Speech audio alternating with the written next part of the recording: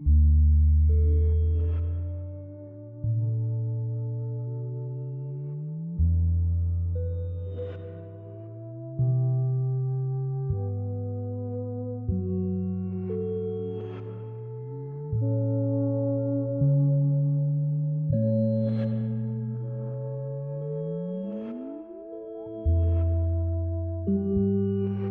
to College Republicans, and for the rest of y'all, welcome back.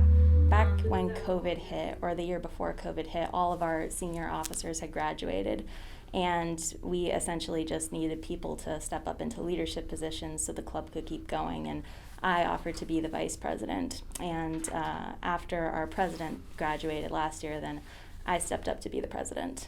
Right now, I would say that we've sort of changed trajectory from an activism-based club to an education-based club. I really value intellectual discourse and education and getting really evidence-based arguments and all that to better yourself and better your decisions. I try to research certain issues, like, for instance, economics or immigration or psychology that pertains to conservative issues. And this helps our members understand better why they affiliate themselves with conservatism, and it might build a bridge with other people who kind of misunderstand, the guiding principles of conservative people. One reason why I wanted to take it in a more educational direction was because I think that a lot of conservative figureheads, or at least the mainstream ones, repeat a lot of talking points without necessarily going into substantial or meaningful detail and reason why they believe that. I think that I got more of a sense of assertiveness during COVID. When I had to step up as the VP, I had to learn very fast the organizational aspect of College Republicans, and that was very difficult to do virtually. I fell on my face and embarrassed myself a lot because I would, try to make something work from 200 miles away in Raleigh, and then it would fall through or no one would show up, and it would be super embarrassing for me. But then when I came back here, I felt like after that, doing things in person would be a piece of cake. And it's not that it hasn't been challenging, but it really did boost my confidence and my organizational ability to get things done. And now I have the sort of confidence to speak my mind and make decisions without having to worry about what other people are going to think, because I feel like I have the experience necessary to back up what I say.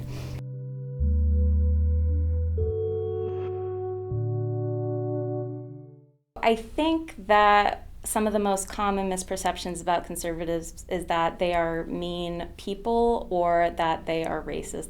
Those are really the main things. Sometimes stereotypes exist for a reason, and in this case, for the last few decades, it has been predominantly the right wing who's perpetrated race-based hate crimes or espoused the sort of headlines that had something to do with uncharitability or something of the sort, violence. That being said, I think that if you talk to most right-wingers today, they're actually very kind and reasonable people. And you actually have probably spoken to conservatives on campus without even knowing it, and they're just completely normal because you wouldn't know otherwise. All of my members are actually really, kind and ordinary people who are pretty receptive to others' pain and to, ideas about how we can make other people's lives better. So I think what conservatism means fundamentally, just across the board, is tolerance of inequality, which isn't always a bad thing. I know that sounds bad, but it's not always bad, because you can have hierarchies of merit and stuff, and that's unequal, but that's actually a very efficient way to organize things. And resistance to change. But to me, conservatism means just conserving anything that's good. So anything from culture to land and environment to social mores and communities, I really think that's what conservatism means to me. So there is a conservative writer named Edmund Burke from a while ago, and his great insight was that order is precious, it is hard to attain, and it is very easy to destroy. A lot of times the rules and authority relationships that seem like hallmarks of conservatism and might seem negative from the outside actually facilitate pro-social behavior. I could go into so much more detail about this, but essentially one of the hallmarks of conservatism are things like discipline, self-reliance, and rules and structure. And sometimes that can be oppressive, but a lot of times it actually facilitates pro-social behavior, and we don't even realize it because the system is functioning and we've just, sort of tuned out to it. And I tell my members that most of the people that they'll talk with here are actually, extremely nice people. So, you should make every effort to, be warm and kind and charitable towards them and to try and find some common ground. That said, there are definitely some people who I would say are maybe like obnoxious or slightly malicious or something. And I have mostly met them online. They tend to be through Instagram or UNCA Anon, sometimes in my online classes, and they just tend to be very snarky, sometimes mildly threatening. They will say insulting things about us. I remember one time that was a little bit discouraging was when I had made a post for Martin Luther King Day, and I was genuinely trying to commemorate the holiday, and the next day it was on UNCA Anon, and people were like, look at them trying to pretend like they're not racist or something like that, and that was a little bit discouraging. I know that in the past our former members had more challenging experiences, like people would spit on them or try and steal their stuff or knock over their tabling things, even though they weren't doing anything like particularly inciting, I guess. So there's that, but yeah, I guess just a few meanies here and there, but c'est la vie. After I went to high school, I spent my first year at a college called Occidental, which was in Los Angeles. Many of the people there were very, very left-leaning, but to the point of being very mean and sometimes even like violent towards people who voiced like centrist or conservative opinions. I heard one story about someone who got sort of attacked because they made a joke about Trump at a party one time, and I don't think that warrants physical assault. So coming from that sort of environment, UNCA is actually pretty chill. Most of the people I've talked to here are pretty left-leaning, but they're all very, very charitable people. I believe that UNCA College Republicans, or at least the one we have now, was founded in 2017 by a girl named Julie Hart, and she was a very determined individual who was staunchly conservative and and fearless. So she took the initiative to get all the things organized for the club and gather up about 13 people, and then just relentlessly schedule events and hold sort of not parties exactly, but just make stuff happen. Then after she left, we had a couple of presidents who weren't bad presidents, but they were much more low-key, and that's probably when we got a bit elusive because we didn't publicize our stuff as much, we didn't do as many events. It kind of became a club where, you mostly socialized and stuff like that and sort of talked about, interesting events where you didn't necessarily have to worry about, saying something mildly off and then having people go and bully you on social media. So I'm thinking of revising our mission statement a little bit, but right now I believe our creed, so to speak, is that we believe in patriotism, individualism, and intellectual discourse, and that free thought and, hashing things out is available to all who seek it.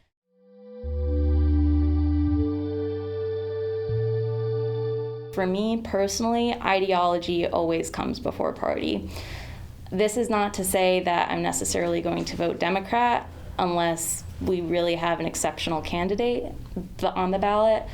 So the only reason why I haven't changed it from College Republicans to College Conservatives is because the Gmail name is set at College Republicans, and I think we'd have to get a new one in order to, to make the full name change.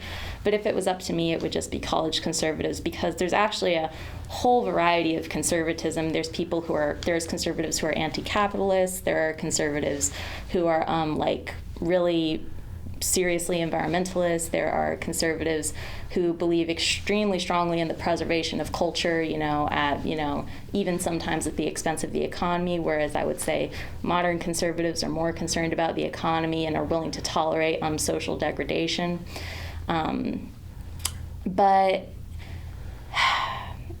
so that's why I haven't made the name switch, even though I would like to.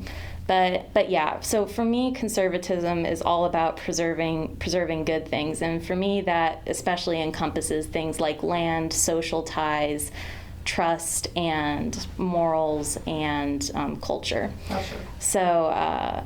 So for me, that those values are more important than my party affiliation, and I have some frustrations with the current Republican Party because I feel like they're letting morals sort of take a back seat, and they're not conserving the environment, they're not conserving cultures, they're, kind of stepping on the American people quite a bit for their own personal gain, etc. It's always ideology over party. Party sucks. I don't know how we're going to find what is right. I think that's such a big question that, like, anybody who says they know is full of, yeah.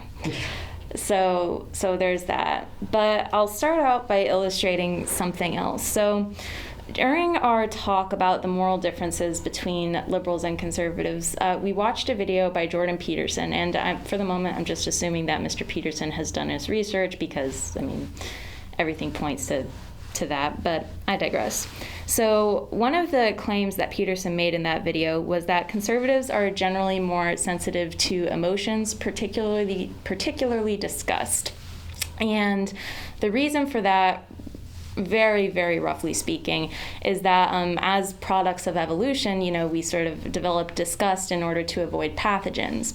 And so people who are conservative and are a bit more disgust sensitive are a bit more sensitive to like pathogens, so to speak, or things that are unfamiliar, could be a potential like virus or bacteria, metaphorically speaking. And so that is why I'm going to cite some extreme examples, but I'm just doing this to make a point, not to broad brush conservatism. But that's why conservatives generally like borders around things. It's not that they hate the people over there necessarily. It's that they just think that, bringing strange elements into your body, so to speak, is, probably going to bring some bad apples in there, and that'll affect the whole community.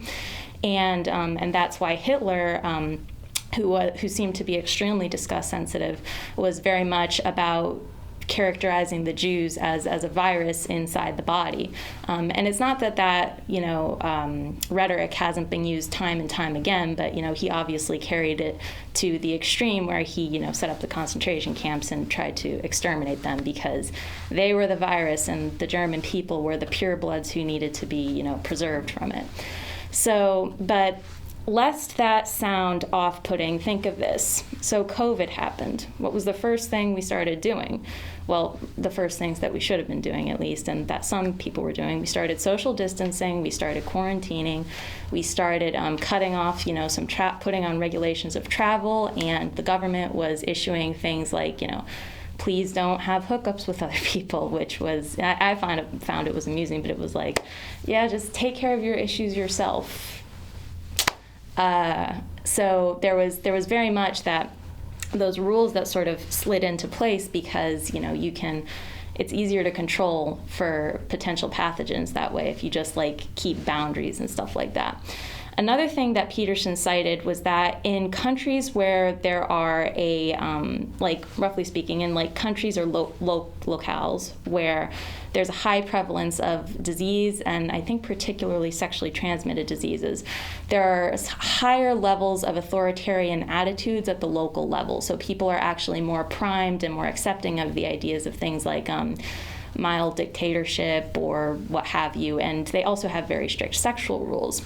So lest people, think that disgust is a bad thing to have, just think about it this way. So conservatives are, in a sense, concerned about metaphysical pathogens. It's kind of interesting that they weren't concerned about COVID, the literal pathogen, but that's besides the point. But yeah, so things like ideas and certain behaviors, sometimes, they can be, new things can sometimes be good, but sometimes they'll come in and they'll be bad for your community, and they'll do things like decrease trust or change things and people won't know how to adapt, things like that. So conservatives, in a sense, people might see them as rigid or, or kind of having a stick up their butts or intolerant.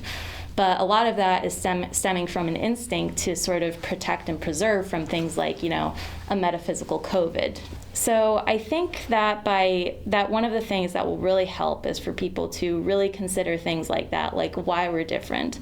And that might help remove the stigma around, having, I guess, certain moral attitudes, and lead us to having more productive discussions. That's really vague. I could go on so much more, but yeah, I think that understanding things like why we're, I guess psychologically the way we are, and why we value the things we value, and why those things are actually valuable, that's really important.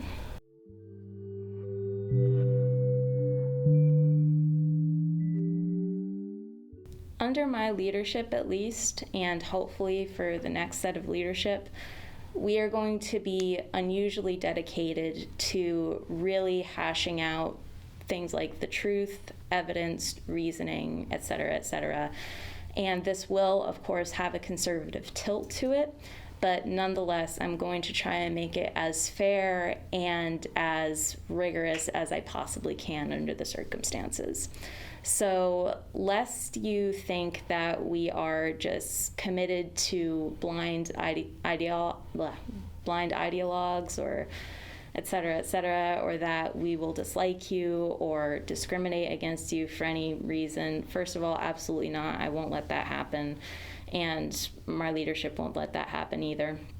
My members aren't that sort of people. And I think that my aim is to be, like, I guess besides the professors, like the organization on campus that goes the farthest to hashing out the best and most detailed evidence-based version of events possible. So if you would like to if you are interested in things like, really thinking about environmentalism, philosophy, politics, anything like that, you should consider coming to our meetings, because I will be doing everything in my power that I reasonably can to make sure that we do sift through the moral gray areas, through the messy details, and ultimately try and do what's best for the American people and the world.